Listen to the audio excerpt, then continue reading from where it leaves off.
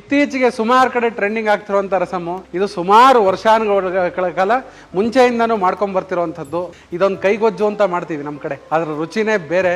ಆ ಕೈಗೊಜ್ಜು ಜೊತೆಗೆ ಬರೀ ಕೈಗೊಜ್ಜು ತಿಂದ್ರೆ ಚೆನ್ನಾಗಿರಲ್ಲ. ಕೈಗೊಜ್ಜು ಅನ್ನ ಬಿಸಿ ಬಿಸಿ ಅನ್ನದ ಜೊತೆಗೆ ಏನಾರ ಒಂಚೂರು ನೆಂಚ್ಕೊಳಕ್ ಬೇಕಲ್ಲ, ಅದಕ್ಕೆ ಆ ನೆಂಚ್ಕೊಳಕ್ಕೆ ಒಂದು ಸಣ್ಣದಾಗ ಒಂದು ಆಲೂಗಡ್ಡೆ ಪಲ್ಯ ಹೇಗೆ ಮಾಡೋದು ನಾನು ತೋರಿಸ್ಕೊಡ್ತೀನಿ. ನೀವು ಅಕಸ್ಮಾತ್ ಕುಟ್ಟಕ್ಕಾಗಲಿಲ್ಲ, ಕೈಯಲ್ಲಿ ಕೀಚಕ್ಕಾಗಲಿಲ್ಲ ಅಂದ್ರೆ ಮಿಕ್ಸಿಲ್ ಕೂಡ ತರಿ ರುಬ್ಕೋಬೇಕು. ಆದ್ರೆ ಫುಲ್ ನೈಸ್ ಆಗ್ಬಿಟ್ರೆ ಚೆನ್ನಾಗಿರಲ್ಲ ಇದು. ಸ್ನೇಹಿತರೆ, ಇದೆಲ್ಲ ಕುಟ್ಟಿ ಹಾಕೊಂಡಿದೀವಿ. ಈಗ ಇದನ್ನ ಕೈಯಲ್ಲಿ ನೋಡಿ ಚೆನ್ನಾಗಿ ಈ ತರ ನೀರು ಬಿಟ್ಕೊಳಂಗೆ ಕಿವುಚ್ಕೋಬೇಕು. ನೀರು ರಸಮ್ ಟೆಂಪು ಎಷ್ಟು ಬೇಕೋ ಅಷ್ಟು ನೀರು ಹಾಕೊಂಡಿದೀನಿ. ಇದಕ್ಕೆ ಯಾವ ಒಗ್ಗರಣೆ ಹಾಕೋ ಅವಶ್ಯಕತೆ ಇಲ್ಲ, ಸ್ಟವ್ ಮೇಲೆ ಇಟ್ಟು ಕುದಿಸೋ ಅವಶ್ಯಕತೆ ಇಲ್ಲ. ಇದು ಹಸಿನೇ ಇರಬೇಕು, ಆವಾಗಲೇ ನಿಮ್ಗೆ ರುಚಿ. ಯಾವಾಗ್ಲಾರ ವಾರಕ್ಕೊಂದ್ಸಲಿ ನಾಲ್ಗೆಗಳಿಗೆ ಕೆಟ್ಟಾಗಿ ಈ ಥರದೊಂದು ಕೈಗೊಜ್ಜು ಮಾಡ್ಕೊಂಡು ಅನ್ನ ಕಲ್ಸ್ಕೊಂಡು ತಿಂತಾ ಇದ್ರೆ ರುಚಿನೇ ಬೇರೆ. ಈ ಆಲೂಗಡ್ಡೆ ಪಲ್ಯ ಮೊಸರನ್ನ ಜೊತೆಗೂ ತುಂಬಾ ಚೆನ್ನಾಗಿರುತ್ತೆ. ಈ ತರ ತಿಳಿ ಸಾರು ಜೊತೆಗೆ ಒಳ್ಳೆ ಕೈಗೊಜ್ಜು ಜೊತೆಗೆ ತುಂಬಾ ಚೆನ್ನಾಗಿರುತ್ತೆ. ಕಲ್ಸ್ಕೊಂಡು ತಿಂತಿದ್ರೆ ಒಳ್ಳೆ ಹಿತವಾಗಿರುತ್ತೆ, ಖಾರವಾಗಿ. ಆ ಕಾಯಿಗೊಜ್ಜಿಗೆ ಇದೊಂದು ಪಲ್ಯ ತುಂಬಾ ಒಳ್ಳೆ ರುಚಿ ಕೊಡುತ್ತೆ ನಿಮ್ಗದು. ಸ್ನೇಹಿತರೆ ನೋಡಿ, ಇದು ನಿಧಾನಕ್ಕೆ ಕಾಯಿಲೆಲ್ಲ ಬಿಟ್ಕೊಂಡು ಬಂದಿದೆ. ಈ ತರ ಬಿಟ್ಕೊಂಡು ಬಂದ್ಮೇಲೆ ನೋಡಿ ಈ ತರ ಗಟ್ಟಿ ಆಗುತ್ತೆ. ಈ ಪಲ್ಯ ನಿಮಗೆ ಬರೀ ಇದೊಂದಕ್ಕೆ ಅಲ್ಲ, ದೋಸೆ ಜೊತೆಗೆ, ಚಪಾತಿ ಜೊತೆಗೆ, ಅಕ್ಕಿ ರೊಟ್ಟಿ ಜೊತೆಗೆ ತುಂಬಾ ಚೆನ್ನಾಗಿರುತ್ತೆ. ಇದು ಒಳ್ಳೆ ರುಚಿಯಾಗಿರುತ್ತೆ, ಸ್ವಲ್ಪ ಖಾರವಾಗಿರುತ್ತೆ, ತುಂಬಾ ಚೆನ್ನಾಗಿರುತ್ತೆ. ಅಂದ್ರೆ ಸ್ನೇಹಿತರೆ, ರೆಡಿ ಆಯ್ತು.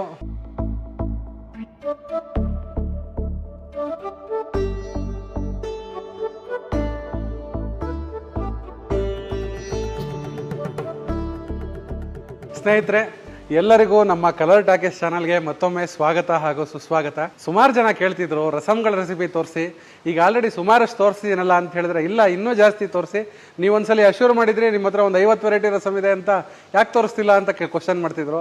ಆದ್ರಿಂದ ಅದರಲ್ಲಿ ಒಂದು ಸಣ್ಣದು, ಇತ್ತೀಚೆಗೆ ಸುಮಾರು ಕಡೆ ಟ್ರೆಂಡಿಂಗ್ ಆಗ್ತಿರುವಂತ ರಸಮು, ನಮ್ಮ ಊರ್ ಕಡೆ ಹಳ್ಳಿ ಕಡೆ ಎಲ್ಲ ಸುಮಾರು ಫೇಮಸ್ಸು. ಇದು ನಾವು ಹೊಸದಾಗಿ ಕಂಡಿಡ್ದಿರೋವಂಥದ್ದಲ್ಲ, ಇದು ಸುಮಾರು ವರ್ಷಾನುಗಳ ಕಾಲ ಮುಂಚೆಯಿಂದನೂ ಮಾಡ್ಕೊಂಡ್ ಬರ್ತಿರೋವಂಥದ್ದು. ನಾಲ್ಗೆ ಕೆಟ್ಟರೆ, ಬಾಯಿ ಕೆಟ್ಟರೆ ಅಥವಾ ಹುಷಾರಿಲ್ಲ ಅಂತ ಹೇಳಿದ್ರೆ ಇದೊಂದು ಕೈಗೊಜ್ಜು ಅಂತ ಮಾಡ್ತೀವಿ ನಮ್ಮ ಕಡೆ.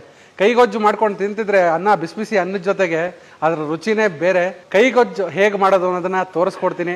ಆ ಕೈಗೊಜ್ಜು ಜೊತೆಗೆ ಬರೀ ಕೈಗೊಜ್ಜು ತಿಂದ್ರೆ ಚೆನ್ನಾಗಿರಲ್ಲ. ಕೈಗೊಜ್ಜು ಅನ್ನ ಬಿಸಿ ಬಿಸಿ ಅನ್ನದ ಜೊತೆಗೆ ಏನಾರ ಒಂಚೂರು ನೆಂಚ್ಕೊಳಕ್ ಬೇಕಲ್ಲ, ಅದಕ್ಕೆ ಆ ನೆಂಚ್ಕೊಳಕ್ಕೆ ಒಂದು ಸಣ್ಣದಾಗ ಒಂದು ಆಲೂಗಡ್ಡೆ ಪಲ್ಯ ಹೇಗೆ ಮಾಡೋದು ನಾನು ತೋರಿಸ್ಕೊಡ್ತೀನಿ. ಬನ್ನಿ, ಕೈಗೊಜ್ಜು ಜೊತೆಗೆ ಆಲೂಗಡ್ಡೆ ಪಲ್ಯ ಬಿಸಿ ಅನ್ನದ ಜೊತೆಗೆ ತಿಂತಿದ್ರೆ ಹೇಗಿರುತ್ತೆ ರುಚಿ, ಬನ್ನಿ ಮಾಡಿ ತೋರಿಸೋಣ. ಸ್ನೇಹಿತರೆ, ಈಗ ಮೊದಲಿಗೆ ಕೈಗೊಜ್ಜನ್ನ ರೆಡಿ ಮಾಡೋಣ. ಕೈಗೊಜ್ಜು ಮಾಡೋದಕ್ಕೆ ಏನಪ್ಪ ಸ್ಟವ್ವೇ ಇಟ್ಕೊಂಡಿಲ್ಲ, ಏನು ರೆಡಿ ಮಾಡ್ತಾರೆ ಅನ್ಕೊಳ್ಳಿ. ಇದಕ್ಕೆ ಕೈಗೊಜ್ಜಿಗೆ ಇದರ ಸ್ಟವ್ ಅವಶ್ಯಕತೆ ಇಲ್ಲ, ತುಂಬ ಚೆನ್ನಾಗಿರುತ್ತೆ. ಹಾಗೆ ಹಸಿ ಗೊಜ್ಜಿದು ಕೈಗೊಜ್ಜು ಅಂದರೆ ಕೈಯಲ್ಲಿ ಕಿವುಚಿ ಮಾಡುವಂಥದ್ದು ಕೈಗೊಜ್ಜು ಅಂತಾರೆ. ನಾನಿವತ್ತು ಕೈಯಲ್ಲಿ ಕಿವುಚಿ ಮಾಡೋದು ಬೇಡ, ಕುಟ್ಟಾಣಿಲೆ ಕುಟ್ಟು ಮಾಡೋಣ ಅಂತ ಹೇಳಿ ಇದು ಕುಟ್ಟುಗೊಜ್ಜು ಅಂದ್ಕೊಳ್ಳಿ, ಪರವಾಗಿಲ್ಲ. ಆದರೆ ಇದಕ್ಕೆ ಕೈಗೊಜ್ಜು ಅನ್ನೋದು ಹೆಸರು. ಕೈಯಲ್ಲಿ ಕಿವುಚಿ ಮಾಡುವಂಥದ್ದಕ್ಕೆ ಕೈಗೊಜ್ಜು ಅಂತಾರೆ. ಈಗ ನಾನು ಅದಕ್ಕೆ ಫಸ್ಟು ನೋಡಿ, ಒಂದು ಈರುಳ್ಳಿಯನ್ನು ಹೆಚ್ಚಿಟ್ಕೊಂಡಿದ್ದೀನಿ. ಇದನ್ನ ಈಗ ಕುಟ್ಟಾಣಿಲಿ ಒಂದ್ಸಲಿ ಚೆನ್ನಾಗಿ ಜಜ್ಕೊಂಡು, ತುಂಬ ನೈಸಾಗಿ ಏನು ಬೇಡ, ಸುಮ್ಮನೆ ಒಂಚೂರು ತರಿ ಬಾಯಿಗೆ ಸಿಗೋ ಥರ ಚೆನ್ನಾಗಿ ಈ ಥರ ಸುಮ್ಮನೆ ಒಂದು 2 ಸಲ ಜಜ್ಕೊಂಡು ಅದಕ್ಕೆ ಸೇರಿಸ್ಕೊಂಬೋಣ. ಸ್ನೇಹಿತರೆ, ಇದನ್ನ ಸುಮಾರಾಗಿ ನೋಡಿ ಈ ಥರ ಚೆನ್ನಾಗಿ ಈ ಥರ ಇದು ಮಾಡ್ಕೊಂಡಿದ್ದೀವಿ. ಈಗ ಇದನ್ನ ಬೇಸನ್ಗೆ ಟ್ರಾನ್ಸ್ಫರ್ ಮಾಡ್ಕೊಳ್ಳೋಣ. ಕೈಯಲ್ಲೇ ಕಿವುಚ್ಕೊಳ್ಳೋಕ್ಕೆ ಆ ಥರ ಬಿಗಿಯಾಗಿ ಕಿವುಚಂಗಿದ್ರೆ ಕೈಯಲ್ಲೇ ಕಿವುಚ್ಕೋಬೋದು, ಏನು ತೊಂದರೆ ಇಲ್ಲ. ನೋಡಿ, ಇದು ಈ ಥರ ಹಾಕ್ಕೊಂಡಿದ್ದೀನಿ ಈರುಳ್ಳಿ. ನೆಕ್ಸ್ಟು ಒಂದು ಉಂಡೆ ಬೆಳ್ಳುಳ್ಳಿ, 1 ಇಂಚಷ್ಟು ಶುಂಠಿ, ಇದನ್ನು ಕೂಡ ಜಜ್ಗೋಣ ಚೆನ್ನಾಗಿ. ಹಾಗೆ ಖಾರಕ್ಕೆ ಒಂದು 3 ರಿಂದ 4 ಹಸಿ ಮೆಣಸಿನಕಾಯಿನ ತೊಗೊಂಡಿದ್ದೀನಿ, ಇದನ್ನು ಕೂಡ ಹಾಕ್ಕೊಂಡು ಇದನ್ನು ಜಜ್ಕೋಣ.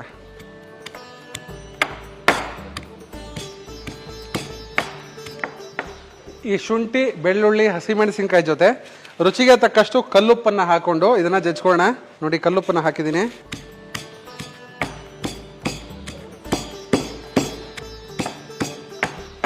ಸ್ನೇಹಿತರೆ, ಇದನ್ನು ಕೂಡ ಕುಟ್ಕೊಂಡಿದ್ದೀವಿ. ಈಗ ಇದನ್ನು ಸೇರಿಸ್ಕೊಳ್ಳೋಣ. ನೀವು ಅಕಸ್ಮಾತ್ ಕುಟ್ಟಕ್ಕಾಗಲಿಲ್ಲ, ಕೈಯಲ್ಲಿ ಕೀಚಕ್ಕಾಗಲಿಲ್ಲ ಅಂದರೆ ಮಿಕ್ಸಿಲ್ ಕೂಡ ತರಿ ರುಬ್ಕೋಬೇಕು. ಆದರೆ ಫುಲ್ ನೈಸ್ ಆಗ್ಬಿಟ್ರೆ ಚೆನ್ನಾಗಿರಲ್ಲ. ಇದು ಹೀಗೆ ತರಿನೇ ಇರಬೇಕು. ಹಾಗೆ ಒಂದು ಟೊಮೆಟೊ ಹಚ್ಚಿಟ್ಕೊಂಡಿದ್ದೀನಿ, ಡೈರೆಕ್ಟಾಗಿ ಹಾಕೋಣ. ಇದನ್ನು ಕೈಯಲ್ಲಿ ಕಿವುಚ್ಕೊಂಡ್ರೆ ಸಾಕಾಗುತ್ತೆ. ನೋಡಿ, ಟೊಮೆಟೊ ಹಾಕಿದ್ದೀನಿ. ಹಾಗೆ ಕೊತ್ತಂಬರಿ ಸೊಪ್ಪು ನೋಡಿ, ಒಂದು ಮುಷ್ಟಿಯಷ್ಟು ಕೊತ್ತಂಬರಿ ಸೊಪ್ಪು, ಇದನ್ನು ಕೂಡ ಇದಕ್ಕೆ ಸೇರಿಸ್ಕೊಳ್ಳೋಣ. ಸ್ನೇಹಿತರೆ, ಇದೆಲ್ಲ ಕುಟ್ಟಿ ಹಾಕೊಂಡಿದ್ದೀವಿ. ಈಗ ಇದನ್ನ ಕೈಯಲ್ಲಿ ನೋಡಿ ಚೆನ್ನಾಗಿ ಈ ಥರ ನೀರು ಬಿಟ್ಕೊಳ್ಳೋಂಗೆ ಕಿವುಚ್ಕೋಬೇಕು. ಈ ಟೊಮೆಟೊ, ಈರುಳ್ಳಿ ಎಲ್ಲ ಚೆನ್ನಾಗಿ ನೀರು ಬಿಡಬೇಕು. ಇದ್ರ ಜೊತೆಗೆ ನೋಡಿ, 1 ನಿಂಬೆಹಣ್ಣು ಗಾತ್ರದಷ್ಟು ಹುಣಸೆ ಹಣ್ಣ ನೆನೆಸಿ ಇಟ್ಕೊಂಡಿದ್ದೀನಿ. ಇದನ್ನ ಕೂಡ ನೀರನ್ನ ಹಾಕೋಣ ಇದಕ್ಕೆ.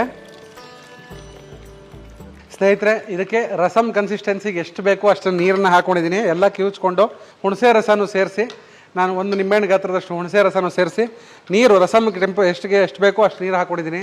ಇದಕ್ಕೆ ಯಾವ ಒಗ್ಗರಣೆ ಹಾಕೋ ಅವಶ್ಯಕತೆ ಇಲ್ಲ, ಮತ್ತು ಇದನ್ನು ಸ್ಟವ್ ಮೇಲಿಟ್ಟು ಕುದಿಸೋ ಅವಶ್ಯಕತೆ ಇಲ್ಲ. ಇದು ಹಸಿನೇ ಇರಬೇಕು, ಆವಾಗಲೇ ನಿಮಗೆ ರುಚಿ. ಯಾವಾಗಲಾರ ವಾರಕ್ಕೊಂದ್ಸಲಿ ನಾಲ್ಗೆಗಳಿಗೆ ಕೆಟ್ಟಾಗಿ ಈ ಥರದೊಂದು ಕೈಗೊಜ್ಜು ಮಾಡಿಕೊಂಡು ಅನ್ನ ಕಲಿಸ್ಕೊಂಡು ತಿಂತಾ ಇದ್ರೆ ರುಚಿನೇ ಬೇರೆ. ಸ್ವಲ್ಪ ಖಾರವಾಗಿರಬೇಕು, ಆವಾಗಲೇ ನಿಮಗೆ ಚುರುಕು ಅನ್ಬೇಕು ನಾಲ್ಗೆಗೆ ಊಟ ಮಾಡ್ತಿದ್ರೆ, ಆವಾಗಲೇ ನಿಮಗಿದು ಚೆನ್ನಾಗಿ ಇನ್ನೂ ಹೆಚ್ಚು ರುಚಿಸುತ್ತೆ. ಬನ್ನಿ ಈಗ ಇದ್ರ ಜೊತೆಗೆ ಒಂದು ಒಳ್ಳೆ ಆಲೂಗಡ್ಡೆ ಪಲ್ಯ ಹೇಗೆ ಮಾಡೋದು ಅಂತ ತೋರಿಸ್ಕೊಡ್ತೀವಿ. ನಾವೊಂದು 3 ರಿಂದ 4 ಟೇಬಲ್ ಸ್ಪೂನ್ ಅಷ್ಟು ಸನ್ ಪ್ಯೂರ್ ಕಡಲೆಕಾಯಿ ಎಣ್ಣೆಯನ್ನು ಉಪಯೋಗಿಸ್ತಾ ಇದ್ದೀನಿ. ಅದ್ರ ಜೊತೆಗೆ ಅರ್ಧ ಚಮಚದಷ್ಟು ಸಾಸಿವೆ, ಅರ್ಧ ಚಮಚದಷ್ಟು ಜೀರಿಗೆ ಹಾಕೊಳ್ತಿದ್ದೀನಿ. ಸಾಸಿವೆ ಸಿಡಿತಿದ್ದಂಗೆ ಸ್ವಲ್ಪ ಕರಿಬೇವಿನ ಸೊಪ್ಪು, 1 ಈರುಳ್ಳಿ ಹಚ್ಕೊಂಡಿದ್ದೀನಿ, ಇದನ್ನು ಕೂಡ ಹಾಕೊಳ್ಳೋಣ. ಇದನ್ನು ಈರುಳ್ಳಿ ಸ್ವಲ್ಪ ನೀರು ಬಣ್ಣ ಬರೋ ಥರ ಸ್ವಲ್ಪ ಚೆನ್ನಾಗಿ ಹುರ್ಕೋಬೇಕು. ಸ್ವಲ್ಪ ಬೆಂದಂಗಾದರೆ ಸಾಕು, ತುಂಬ ಏನು ರೋಸ್ಟ್ ಮಾಡೋ ಅವಶ್ಯಕತೆ ಇಲ್ಲ. ಈ ಆಲೂಗಡ್ಡೆ ಪಲ್ಯ ಮೊಸರನ್ನ ಜೊತೆಗೂ ತುಂಬ ಚೆನ್ನಾಗಿರುತ್ತೆ. ಈ ಥರ ತಿಳಿ ಸಾರು ಜೊತೆಗೆ, ಒಳ್ಳೆ ಕೈಗೊಜ್ಜು ಜೊತೆಗೆ ತುಂಬ ಚೆನ್ನಾಗಿರುತ್ತೆ. ಕಲ್ಸ್ಕೊಂಡು ತಿಂತಿದ್ರೆ ಒಳ್ಳೆ ಹಿತವಾಗಿರುತ್ತೆ ಖಾರವಾಗಿ. ನೋಡಿ ಹಾಕಿದ್ದೀನಿ ಈಗ. ಹಾಗೆ ಇದ್ರ ಜೊತೆಗೆ ಖಾರಕ್ಕೆ ನಾನು ಅಚ್ಚ ಖಾರದ ಪುಡಿ ಹಾಕ್ತಾ ಇದ್ದೀನಿ, 1 ಚಮಚದಷ್ಟು ಅಚ್ಚ ಖಾರದ ಪುಡಿ. ಹಾಗೆ 1 ಚಿಟಿಕೆ ಅರಿಶಿನವನ್ನು ಹಾಕ್ತಾ ಇದ್ದೀನಿ. ಹಾಗೆ ಇದ್ರ ಜೊತೆಗೆ ನೋಡಿ 1.5 ಚಮಚದಷ್ಟು ಕಡಲೆ ಹಿಟ್ಟನ್ನು ಹಾಕೊಡ್ತಿದ್ದೀನಿ. ಕಡಲೆ ಹಿಟ್ಟು ಹಾಕಿದ್ರೆ ಅದಕ್ಕೊಂದು ಬೈಂಡಿಂಗ್ ಬರುತ್ತೆ, ತುಂಬ ಚೆನ್ನಾಗಿರುತ್ತದು. ನೋಡಿ ಕಡಲೆ ಹಿಟ್ಟು ಹಾಕಿ ಸುಮ್ಮನೆ ಈ ಥರ ಒಂಚೂರು ಈ ಥರ ಹುರ್ಕೊಂಡು ಇದಕ್ಕೆ 1 ಲೋಟದಷ್ಟು ನೀರನ್ನ ಸೇರಿಸ್ಕೊಂಬಿಡೋಣ.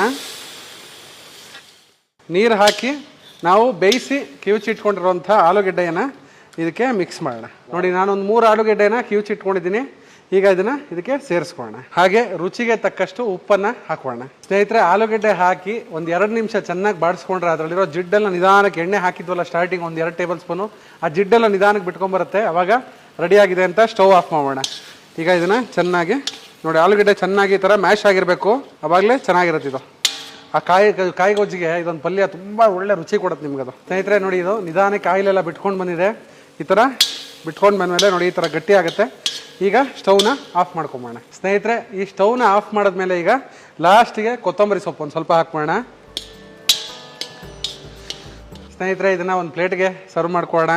ಈ ಪಲ್ಯ ನಿಮಗೆ ಬರೀ ಇದೊಂದಕ್ಕೆ ಅಲ್ಲ, ದೋಸೆ ಜೊತೆಗೆ, ಚಪಾತಿ ಜೊತೆಗೆ, ಅಕ್ಕಿ ರೊಟ್ಟಿ ಜೊತೆಗೆ ತುಂಬ ಚೆನ್ನಾಗಿರುತ್ತೆ. ಇದು ಒಳ್ಳೆ ರುಚಿಯಾಗಿರುತ್ತೆ, ಸ್ವಲ್ಪ ಖಾರವಾಗಿರುತ್ತೆ, ತುಂಬ ಚೆನ್ನಾಗಿರುತ್ತೆ. ಆದರೆ ಸ್ನೇಹಿತರೆ, ರೆಡಿ ಆಯಿತು ಒಳ್ಳೆ ಕೈಗೊಜ್ಜು, ಬಿಸಿ ಬಿಸಿ ಅನ್ನ ಜೊತೆಗೆ ಒಂದು ಒಳ್ಳೆ ಆಲೂಗಡ್ಡೆ ಪಲ್ಯ, ತುಂಬ ಚೆನ್ನಾಗಿರುತ್ತೆ. ನೋಡಿ ಇದನ್ನು ರಸಮ್ನ ಈ ಥರ ಚೆನ್ನಾಗಿ ಮಿಕ್ಸ್ ಮಾಡಿ ಬಿಸಿ ಅನ್ನದ ಮೇಲೆ ನೋಡಿ ಈ ಥರ ಹಾಕ್ಕೊಂಡು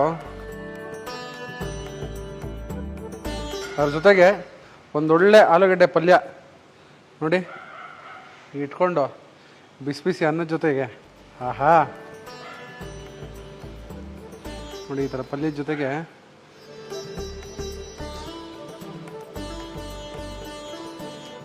ಅದ್ರ ರುಚಿನೇ ಬೇರೆ.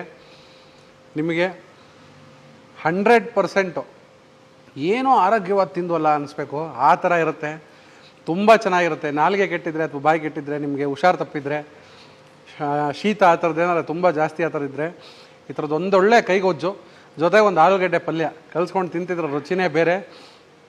ಈ ಪಲ್ಯ ನಿಮಗೆ ಬರೀ ಇದಕ್ಕೊಂತ ಇಲ್ಲ, ಮೊಸರನ್ನ ಜೊತೆಗೆ ಒಳ್ಳೆ ದೋಸೆ ಮಾಡಿದ್ರೆ, ಒಳ್ಳೆ ಚಪಾತಿ, ಅಕ್ಕಿ ರೊಟ್ಟಿ, ಪೂರಿ ಯಾವುದಕ್ಕಾದರೂ ಸೂಟ್ ಆಗ್ಬಿಡುತ್ತಿದ್ದು, ಅಷ್ಟು ಚೆನ್ನಾಗಿರುತ್ತೆ, ರುಚಿಯಾಗಿರುತ್ತೆ. ನೋಡಿ ಈ ಆಲೂಗಡ್ಡೆ ಪಲ್ಯ ಹಾಗೆ ತಿನ್ನೋಕ್ಕೆ ತುಂಬ ರುಚಿಯಾಗಿದೆ. ಇದಕ್ಕೆ ಆದಂಥ ಒಂದು ಸ್ಪೆಷಲ್ ಫ್ಲೇವರ್ ಇದೆ, ತುಂಬ ಚೆನ್ನಾಗಿರುತ್ತೆ. ದಯವಿಟ್ಟು ಒಂದ್ಸಲಿ ಮನೇಲಿ ಟ್ರೈ ಮಾಡಿ, ಎಲ್ಲರಿಗೂ ಇಷ್ಟ ಆಗುತ್ತೆ. ವಾರಕ್ಕೊಂದು ದಿವಸ ಯಾವುದೋ ಒಂದು ಟೈಮ್ ಇರಲ್ಲ, ಏನೋ ಒಂದು ಬಾಯಿ ಕೆಟ್ಟಿರುತ್ತೆ, ಈ ಥರದ್ದೊಂದು ಒಂದೊಳ್ಳೆ ಕೈಗೊಜ್ಜು ಪಲ್ಯ ಕಲಿಸ್ಕೊಂಡು ತಿಂತಾಯಿದ್ರೆ ಅದ್ರ ರುಚಿನೇ ಬೇರೆ, ತುಂಬ ಚೆನ್ನಾಗಿರುತ್ತೆ. ಮನೇಲಿ ಟ್ರೈ ಮಾಡಿ. ಹಾಗೆ ಇದೇ ರೀತಿಯಾದಂಥ ಒಳ್ಳೊಳ್ಳೆ ರೆಸಿಪಿಗಳಿಗೋಸ್ಕರ ನಮ್ಮ ಕಲರ್ ಟಾಕೀಸ್ ಚಾನಲನ್ನು ಲೈಕ್ ಮಾಡಿ, ಶೇರ್ ಮಾಡಿ, ಸಬ್ಸ್ಕ್ರೈಬ್ ಮಾಡಿ. ನಿಮ್ಮ ಮನೆ ಕಾರ್ಯಕ್ರಮಗಳು ಅಂದರೆ ಮದುವೆ, ಗೃಹ ಪ್ರವೇಶ, ಇನ್ನಿತರ ಯಾವುದೇ ಶುಭ ಸಮಾರಂಭಗಳಿದ್ದರೆ RVR ಕೇಟರರ್ಸ್ನ ಕರೆಯೋದು ಮಾತ್ರ ಮರೆಯೋಕ್ಕೆ ಹೋಗಬೇಡಿ.